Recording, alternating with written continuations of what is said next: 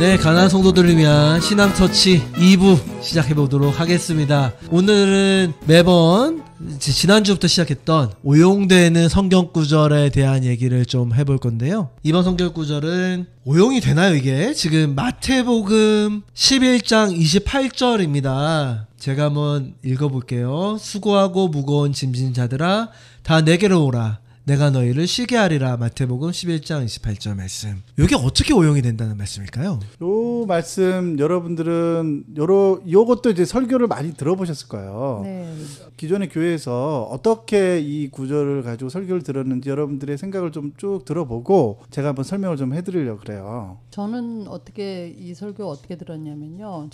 제가 다닌 교회에서는 이제 하나님을 믿고 교회에 다니게 되면 제가 가지고 있는 모든 경제적 어려움서부터 하여튼 제가 가지고 있는 모든 고민을 다 해결해 주신다. 그러니까 그 짐을 다 하나님한테 맡기고 아무 걱정 안 하고 있으면 다 해결해 준다. 저는 그렇게 그렇죠. 배웠어요. 인생의 무게, 인생의 짐, 모든 거, 어려움, 자녀 이런 양육서부터 것들을, 다 하나님한테 맡기면 알아서 선으로 다 이끌어서 다 해결해 주신다. 사실은 다 그렇게 생각하고 있지 않나요? 우리만 그런 건가? 그러니까 그런 구절인 줄 알았는데.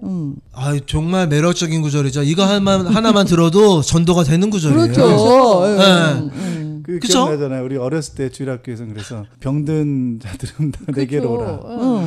맞아. 그러니까 누가 얘기했을까요? 병든 자들은 다 내게 오라. 누가 얘기했어요? 성경책에 없는 말이에요. 병든 자들은 다 없어요? 내게로 오라. 예. 옆장수 아저씨가 패러디가 주일학교 있었죠. 때 맨날 우리 교사 선생님이 요거 얘기해 주셔서 우리 학생들 웃고 그랬는데. 네. 아무튼 요거는 진짜로 기독교의 본질을 떠나서 이게 우리 성경책에 써 있으니까 다행이지 불경에 써 있었으면 전부 다 불교로 갔을 거예요. 수고하고 무거운 짐진 자들아 다 내게로 오라. 네네. 내가 너를 쉬게 하리라. 얼마나 그러면 좋아. 다 절로 갔을 거예요. 요게 그렇지. 그 정도로 사람들 귀에는 되게 솔깃한 말이죠.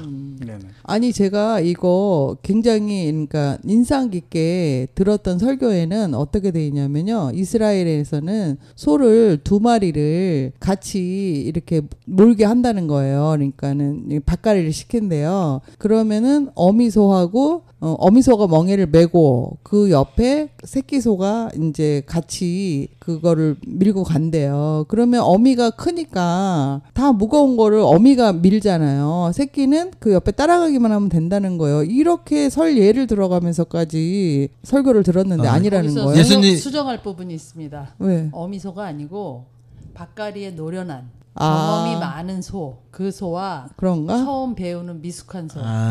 근데 그러면은- 우리는 어미소랑 새끼소라고 뭐 했는데 아무튼 근데 그 어미소라든가 아니면 경험이 풍부한 소가 예수님이라는 소리인 그렇지, 거죠. 그렇죠. 예. 그리고 우리 옆에서 밭을 계속 갈고 있는 거잖아요. 결국에는. 아니 따라만 가는 거지. 그래도- 우리는 가만히 난 말씀 되지. 나는 안 따라가고 싶은데.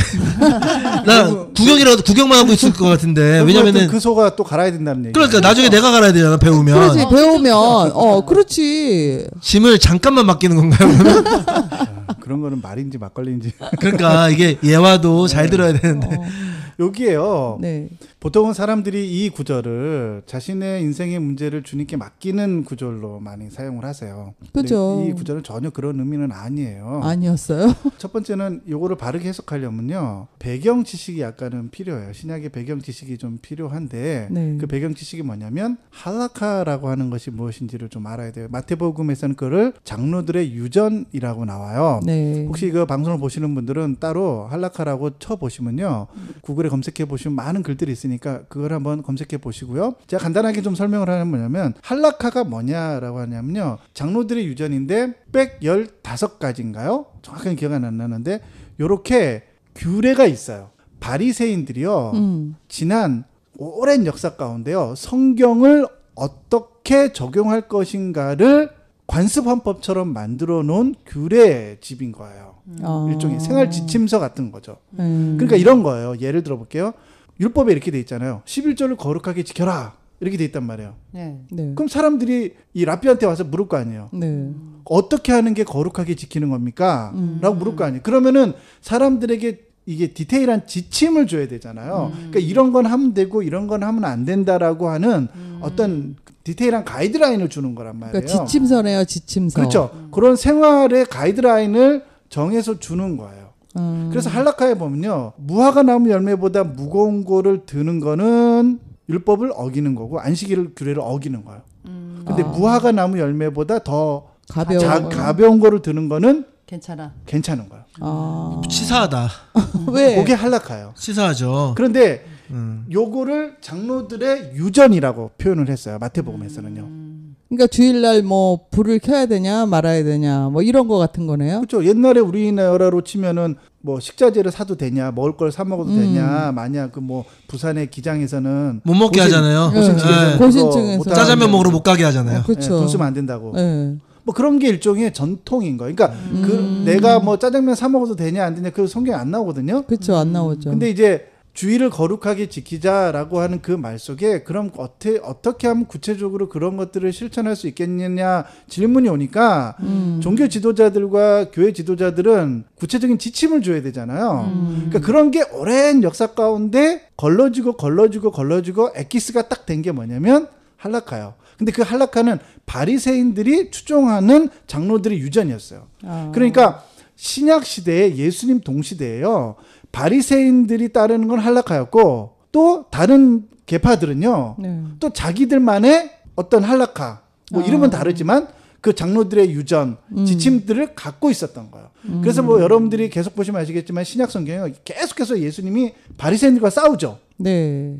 예를 들면 바리새인들이 그 너희 제자들이 손도 씻지 않고 음식물을 먹었다. 그러면서 너희들이 율법을 어겼다 이렇게 말해요. 근데 사실 율법은 그런 거 없어요. 그런데 예수님만 공격해. 그러니까 예수님 이렇게 해요. 너희들이 율법에 대해서 알지 못한다 이렇게 말을 해요.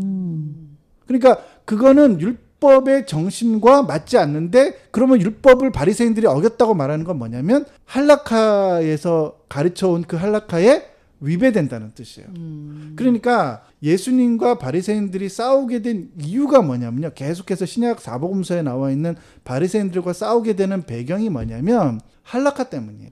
그걸 우리 신약 성경에는 마태복음에는 장로들의 유전이라고 번역해놨어요. 그러니까 전통 때문에 바리새인들과 싸우게 된 거예요. 그러니까 바리새인들은 이런 식의 사고방식을 갖고 있게 된 거예요. 오랫동안 그 지침들이 내려왔으니까 그거는 율법과 동등한 위치를 부여한 거예요. 그 사람들은. 전통을요. 그러니까 그들은 율법이라고 받아들였던 거예요. 그런데 예수님은 그런 건 율법이 아니다. 율법의 정신은 이거다. 너희들이 율법을 모른다. 율법의 정신에 대해서 이해함이 없다. 이렇게 계속 말하니까 바리새인들이 화가 난 거예요. 그렇게 해서 싸움이 벌어지게 되는 거죠. 예를 들면은 주일날 안식일날 손 마른 사람을 고치게 되잖아요. 예수님께서. 그럼 옆에 있던 바리새인들이 막 비난하잖아요. 맞아요. 그러니까 예수님이 하는 비유가 뭐냐면 웅덩이에 빠져있는 양을 너희들은 구해내지 않겠냐 그러면 주일날. 그러면서 말을 해요. 그러니까 이게 무슨 뜻이냐면 이 얘기들을 듣고 이게 자세히 보면요. 그게 무슨 뜻이냐면 바리새인들은 할라카에는 주일날 병자들을 고치면 안 되는 거야. 근데 예수님이 병자를 고쳤단 말이에요. 그러니까 바리새인 입장에서는 할라카를 어긴 거야. 그러면 바리새인들은 율법을 지키는 게 아니고 장로들의 유전을 더 지키는 거네요. 그렇죠. 그래서 예수님이 끊임없이 바리새인들을 책망했던 거예요. 그러니까 사실 이 배경 지식이 없으면 왜 신약 성경에서 그토록 바리새인들을 책망하고 그들과 덕지적인 관계를 맺어가는지에 대해서 잘 이해를 못하게 되는 거죠. 그러니까 예수님은 장로들의 유전과 할라카는 율법이 아니다 선을 딱 그어버린 거예요. 그러니까 그게 정확하게 뭔지를 배경 지식을 갖고 보면 돼요. 그러니까 이렇게 되는 거예요. 바리새인들이 그 시대의 주류 기득권자들이었어요. 그렇죠. 그러니까 성경 교사들이었단 말이에요. 그러니까 가장 많은 성경 고사들을 보유하고 있고 가장 많은 종교 지도자들을 보유하고 있었던 그룹이 누구냐면 바리새인들이었어요. 그러니까 바리새인들은 특정한 인종을 말하는 게 아니라요. 종파를 말하는 거예요. 유대교 안에 많은 종파가 있는데 그중에 바리새인 그룹이 있었던 거예요. 그 다음에 두 번째로 큰 게 사두개인. 이렇게 되는 거예요. 바리새인들이 성경 교사의 역할을 했잖아요.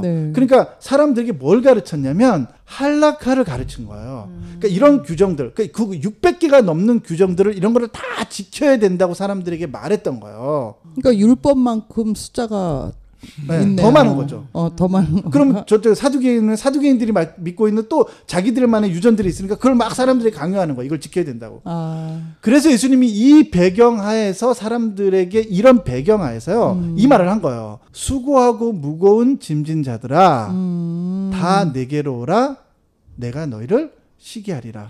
여기서 짐은 한락하네. 그 짐은 인생의 무게가 아니라요. 종교적 관습의 무게들을 말하는 거예요. 그러니까 예수님이 계속해서 바리새인들을 책망했을 때 뭐라고 했냐면 너희들은 너희도 지킬 수 없는 것들을 왜 사람들에게 강요하냐고 끊임없이 책망하잖아요. 나는 율법을 지킬 수 없는 그게 거라고. 형식주의에 매몰되어 있는 사람들 오늘날도 마찬가지예요. 안식일에는 뭐도 하면 안 되고 뭐도 하면 안 되고 뭐 목사님들 그런 거 가르치잖아요. 네. 근데 자기도 다 못 지키는 것들을 사람들에게 강요하는 거예요. 지켜야 된다고. 그렇죠. 그러니까 그게 정확하게 근데 그거는 1세기 때 바리새인들은 오늘날 그 목사님들은 비교도 안 돼요. 비교도 안 될 정도로 아주 강력한 어떤 것들을 만들어 놓은 거예요. 그러니까 사실 이런 것들도 있어요. 남의 집에 들어갈 때는 손발을 씻고 들어가야 되는 거. 손과 발을 씻고 들어가야 된단 말이에요. 네. 그 사람들 왜 그렇게 생각했냐면 죄가 세상에 막 돌아다니는 거예요. 그들의 관념 안에서는 그런 거예요.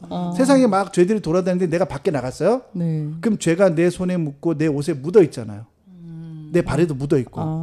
근데 내가 그 죄를 안 털고 안 씻고 들어가면 어떻게 돼요? 내가 죄를 가지고 들어가는 거예요. 더 나아가서요. 손을 씻지 않고 먹으면 그 위생에 대한 구절이 아닌 거예요. 그들의 관념 안에서는 어떤 게 있었냐면 죄가 막 돌아다니잖아요. 네. 손에 묻어요. 근데 손을 씻지 않고 먹어요. 그럼 어떻게 되는 거죠? 죄를 먹는 내가. 야, 그 비누 대박이네요. 죄를 씻을 수 있는 비누. 그러니까 그 손을 너희들이 성경을 모른다 그러면서 예수님이 그들을 책망하면서 손을 씻지 않고 음식을 먹어서 죄가 내 몸 안으로 들어가는 게 아니라 죄는 부패한 우리의 마음의 본성에서 나오는 거지 음식은 그냥 먹으면 똥으로 나온다. 이렇게 말하잖아요, 예수님이요. 맞아. 입으로 네. 나오는 게 죄라고. 그러니까 들어가는 게 부패한 문제가 것은 몸에서 나오는 거지 네가 무언가를 잘못된 거를 외부에서 안 씻고 먹었기 때문에 너희 몸이 부패하는 게 아니라고 가르쳐요. 그런 게 이제 이게 할라카를 성경의 반열에 올려놓은 바리새인들의 관념과 개념, 그러니까 완전 다른 개념, 두 개념이 싸우게 되는 거예요. 요거를 그럼 요즘으로 조금 적용을 하면 교회에서 우리가 전통적으로 행해 오면서 종교 행위처럼 보이는 그 모든 것들이 사실은 이 문구에 의하면 짐인 거네요. 그렇죠. 무거운 그렇죠. 짐을 사람들에게 지운 거예요. 근데 그 가장 무겁다고 느끼는 게 오늘날 뭐냐면 11조예요. 우리가 제2반주에 다뤘던 네.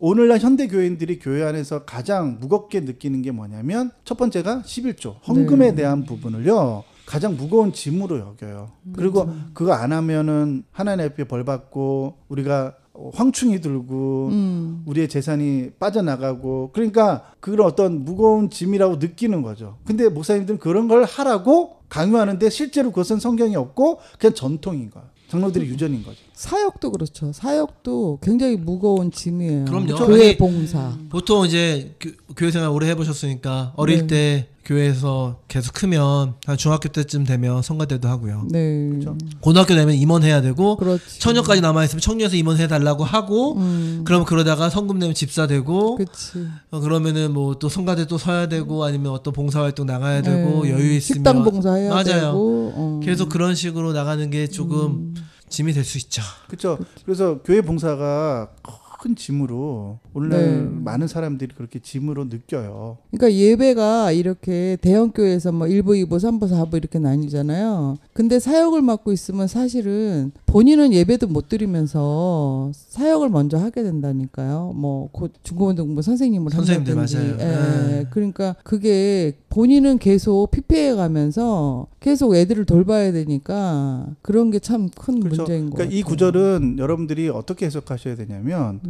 오늘날 교회 안에서 관습적으로 행해지고 있는 많은 부당한 요구들에 대해서 예수님이 그런 건 없고 예, 그런 무거운 짐진 자들이 다 주님께 가면은 우리 주님께서 자유함을 준다는 거예요. 그런 뜻이죠. 좋습니다. 참 우리가 요거 가지고 참 사람들 많이 꼬셨는데 그런 내용이 아니었고 이거는 진짜로 교회 다니는 사람들을 위한 오랫동안 다닌 사람들을 위한 그런 구절이었네요. 결국에는. 그러니까요. 네. 제가 이거 네이버에서 한번 이거를 찾아보니까요. 전부 사람들이 제가 아까 얘기한 것처럼 전부 예수님께 내려놓으면 나의 그런 인생의 짐이 덜어진다. 다 그런 차원으로 써놨네요. 그러니까 이 구절도 사실은요 앞뒤 문맥을 잘 봐야 돼요. 왜냐하면 예수님과 그 바리새인들이 계속해서 논쟁을 벌이고 예수님은 이 바리새인들을 책망하는 과정 가운데서 이 성경 구절이 끼어 있는 거거든요. 네. 그거를 앞뒤 해석 안 하고 그런 식으로 잘라다 쓰면은 또 오용되는 성경 구절이 되는 거죠. 그렇죠. 우리 청취자분들은 요 구절의 진정한 의미를 아셨으니까 정말로 쉬었으면 좋겠네요. 여러분들이 교회가 갖고 있는 많은 장로들의 유전, 전통들 그런 것들로부터 자유하셔도 된다는 것. 예수님이 오직 예수님만이 진리이시고 쉼을 주실 수 있는 분이기 때문에 그런 멍에들로부터 자유하시라고 좀 말씀드리고 싶어요.